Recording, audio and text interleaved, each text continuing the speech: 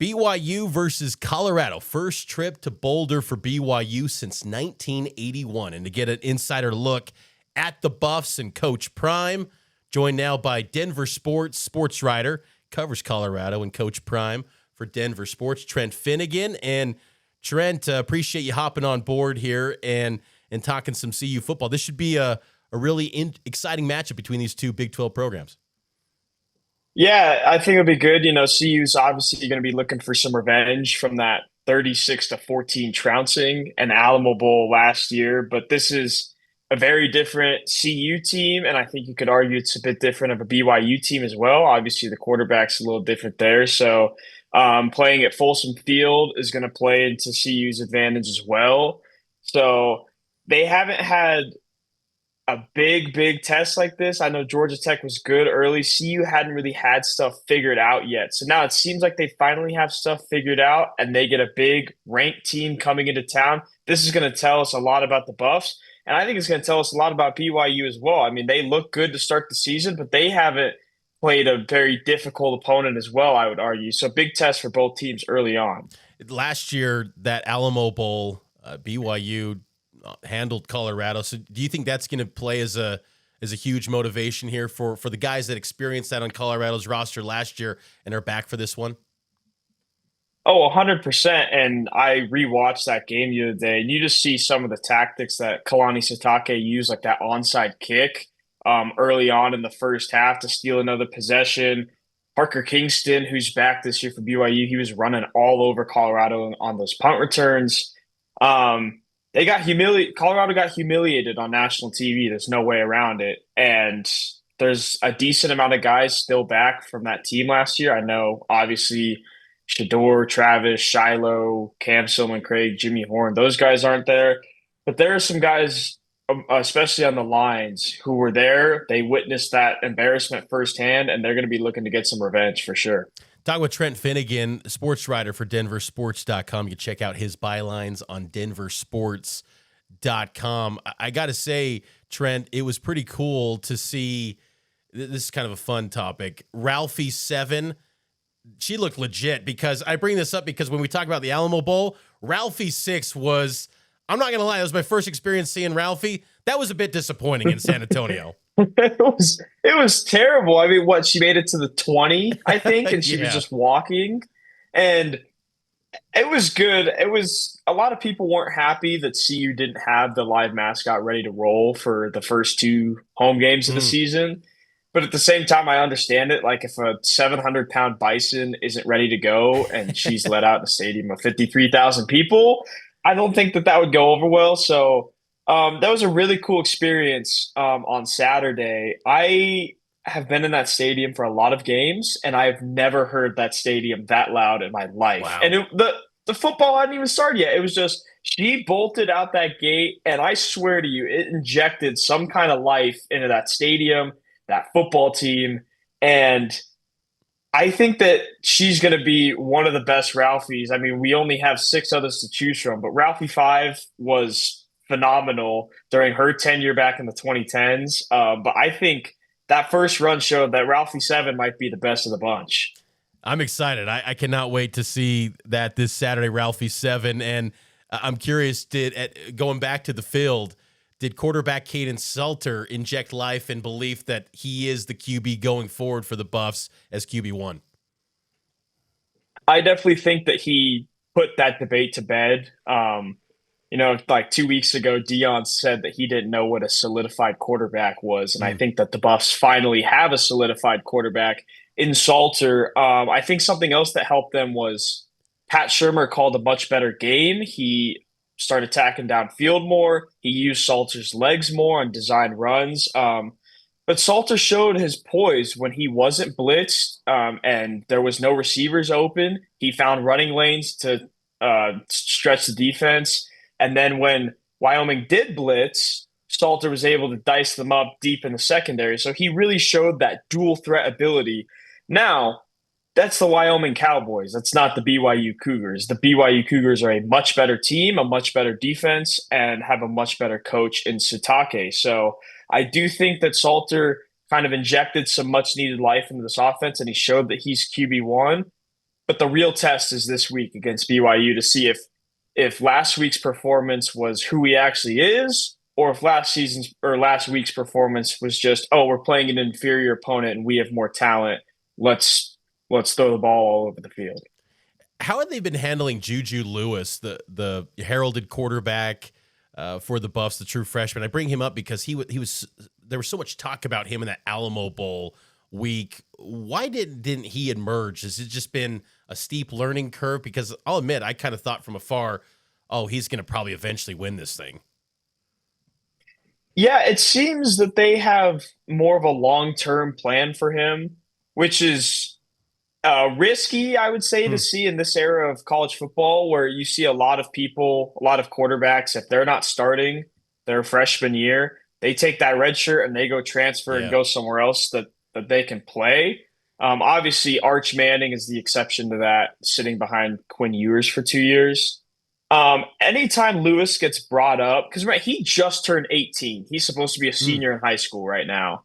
Anytime he gets brought up, it's more of when Deion's talking about him, it's more of like hey, like he knows what we want from him, or he knows what we want from him. We know what he wants from us. And it seems like they kind of have this shared thought process that he's going to have the keys fully next year, but he's just got to sit back this year. He's got to learn. He's got to learn this offense under Pat Shurmur. So I think that he's talented, but I do think that it would benefit for him to sit for a year, especially given his age, and just kind of learn college football and learn this offense. He got those 2 drives against Delaware. I don't really look too much into those. He had bad play calling. He threw 2 bubble screens and a half-field read on a rollout, which was a good ball on the sideline. He didn't have good pass protection, and it was just really hard to get a gauge when you bring a guy in cold off the bench in the second quarter. He gets 2 drives, and then you just throw him right back on the bench, and then you bring him in to take a couple kneel downs. Like, that was very confusing to me, and it didn't really allow me to see, like, hey, what do we have here with this guy? But it seems like they all have a mutual agreement that he's going to be a backup this season, and then the keys are his next year. Denver sports writer Trent Finnegan's my guest here on Cougar Tracks on KSL Sports, BYU in Colorado, 8:15 kick on KSL NewsRadio. We'll get the extended pregame coverage beginning at 6 from Boulder. I'm curious, Trent, the rush offense, Kaidon Salter's the leading rusher on this team. There were some running backs that got a little bit dinged up, Simeon Price, DeKalen Taylor. What should we make of the running back situation heading into this matchup against BYU? Well, so after the game, Deion said that Price and Taylor were cool. I don't know. He seemed confident that they would play this week. They've both established them as kind of this running back room is shown it's such a good committee. Like, there really isn't a top guy. Maybe Price is starting to break away as more of a number 1 option because he's shown that combination of power and speed, when Taylor just has the speed, and Michael Welch, the sophomore, just has the power aspect. And then you have Dallin Hayden, who got off to a weird start. He suffered a hand injury in the offseason, so that caused him to miss some time. And he just got into the fold this past week. So they have 4 competent running backs, and then they have Salter, of course, who showed last week when you run option schemes and you run design power run schemes for him, he thrives. That's what he did in Liberty when he ran that spread option scheme down there for a handful of years. So this is not last year's Colorado team. When I think the Alamo Bowl final rushing yards was like 180 for BYU and 2 for Colorado. We're not going to see that this year. They've definitely shown that they're more committed to a balanced attack. I mean, they have 124 rushing attempts and 123 passing attempts as a team this season. That's about as 50-50 as you can get. So they have a good committee. If Taylor is healthy, they need to use him more in the passing game on third downs. He's just shown an immense ability to outrun anybody to the sideline and break a couple tackles. But this is a much better rushing attack than it was the first 2 seasons of the Prime era. The only issue so far this year is that they haven't committed to it in certain games. Georgia Tech, they ran the ball to start that game, and they scored a touchdown on the opening series, and then they just threw passes the next two and went 3-and-out. The Houston game, they got behind early and stopped running the ball. So in the games where they've committed to having a balance between pass and run, it's been a very good outcome for the rush attacks. They need to do that and establish it early. It's not going to be easy against BYU. They have a really good defensive line in my eyes, but the Buffs have the ability to establish a run, and that will be their key to putting up points on offense on Saturday. Who are the top wide receivers this year for Colorado? I don't. It's funny like on paper it's Omarion Miller and Draylon Miller and Joseph Williams, but it's been this weird kind of committee, and they're rotating a bunch of guys in. I mean, we'll see here 1, 2, 3, 4, 5, 6, 7, 8, 9, 10, 11, 12 players all have at least, or sorry, 11 players have at least 4 receptions. They're rotating these receivers like crazy. Sincere Brown has really burst onto the scene, but he's only really getting targets on the deep balls. He had the big plays from Ryan Staub in that Delaware game, and then he hit 22.3 miles per hour on a 68-yard touchdown against Wyoming last week. So I would say Omarion Miller's the top guy. They can use him all over the field. Sincere Brown's their deep threat. Joseph Williams and Draylon Miller are kind of guys who they've thrown more intermediate passes to. They had a deep shot to Williams last week, which is another thing. They finally started throwing the ball deep instead of running bubble screens.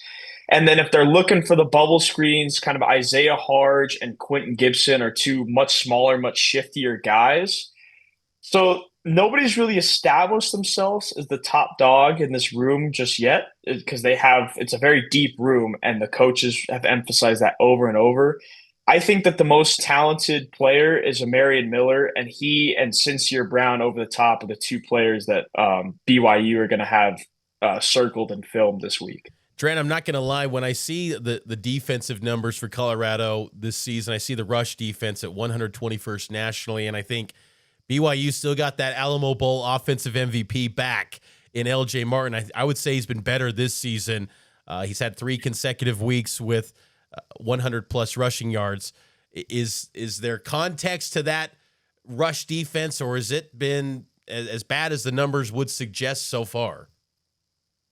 So the Wyoming game, they were pretty solid, and then they let up like a 70-yard burst or something on one play. So that skewed the Wyoming game a little bit. But Houston and Georgia Tech were as advertised. Georgia Tech, Haynes King ran for 150 yards and 3 touchdowns, and the Buffs seemed like they had no idea that Haynes King wanted to run the ball that game, which was kind of confusing to most people. And then in the Houston game, Connor Weigman, the Texas A&M transfer, he ran for over 70 yards, I'm pretty sure. Yep. So they've really struggled with the quarterback run.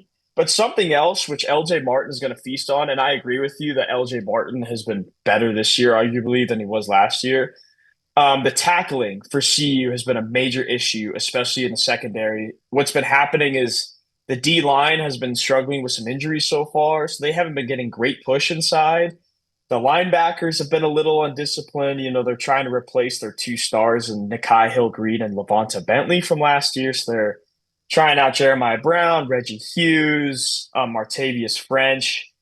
And those guys haven't been great at tackling. And there was a touchdown from Connor Weigman where he broke Reggie Hughes' ankles. And then the secondary hasn't been tackling, and the secondary hasn't been getting off of blocks against these better opponents. So I'm expecting LJ Martin to go for 150 on Saturday night. I love his game. He torched CU in the Alamo Bowl. He's torched the 3 teams that BYU have played so far.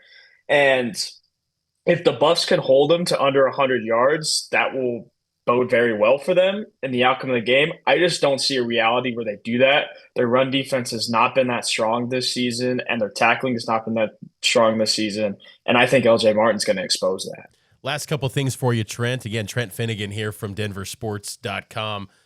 I'm curious, year 3 with Coach Prime, has it been different at all with no Shador and no Travis Hunter.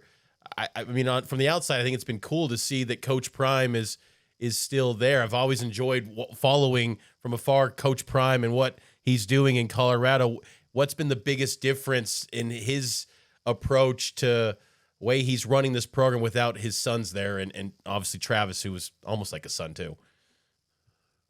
I honestly don't really think there's been a big change in the approach. Maybe the lights aren't as bright because they don't have two of the most talented players in college football on the roster this year. But he seemed to handle himself kind of the same. He's emphasized time and time again that this team is better than last year's 9-4 Alamo Bowl team, even though they don't have Shador and Travis. I think his argument has been that team was more top heavy when this team might not have the two big stars, but they're more balanced all around, which I would agree with. But I don't think he's truly changed his style of coaching without his sons and Travis around. I was just watching, he was on New Heights with the Kelseys the other day, and they asked him the same thing. And he's like, it's definitely different, but nothing's changed. He still does that pregame walk. The pregame walk he would do with Shador all the time. He did it with Isaiah Harge ahead of that Georgia Tech game. So he's still kind of keeping a couple of those traditions around. And another thing too is he's like, I don't have to be dad anymore. He's like, I don't have to be a dad to those three. He's like, I can just be a coach. He's like, I try to be a coach, but when you're a father, you're always going to look at those guys a little differently. So I think he's almost treating it the same, and it's maybe even helped him a little more that now he can just be coach, and he doesn't have to worry about the father aspect of it. This program dearly misses those guys. I'll tell you that. They could really kill to have Travis Hunter out there in the secondary again, and maybe Shador slinging the rock around. But for Deion's perspective, I really don't think that their absence has changed much, and he's kind of been the same Deion that we've seen the last two seasons. He's Trent Finnegan. Find his fine work, his bylines at denversports.com. You can follow him on X, Trent_Finnegan too. Trent, really appreciate the time. Looking forward to being there in Folsom again. BYU's first time since '81. Cougars are going to Boulder, so cannot wait. It should be a great game Saturday night in Boulder. Agree with you. Yeah, thanks for having me on, Mitch. I appreciate it.